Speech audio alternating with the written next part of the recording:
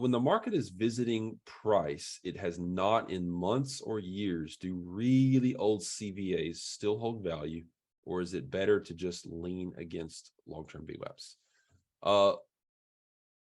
Yes and yes. They definitely work.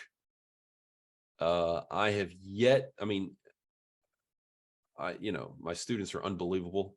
I've had people who have been like, look, we perfectly just traversed, and turned on a dime from this CVA from like 16 months ago or like whatever. And I don't go back that far anymore, but I have yet to see someone go back far enough to where they end up saying, this is garbage, it doesn't work.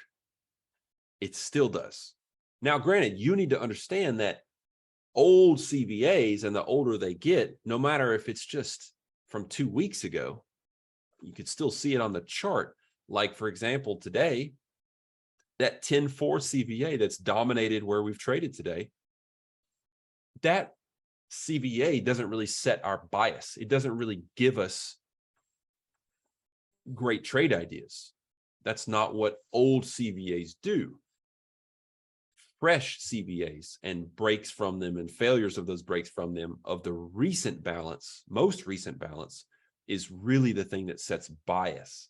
So, I liked that the overnight session tried to break through that upper CVA, failed, and then I was getting short from the upper end of it today.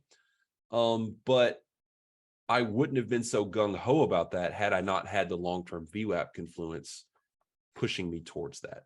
The CVA was icing on the cake. It was an old one. It was usable. And it went against more recent value migration. For the most part, I tend to, when we trade into a price that we haven't traded before, all-time highs, for example, there's no CVAs at all-time highs, right? Long-term VWAPs is where we go.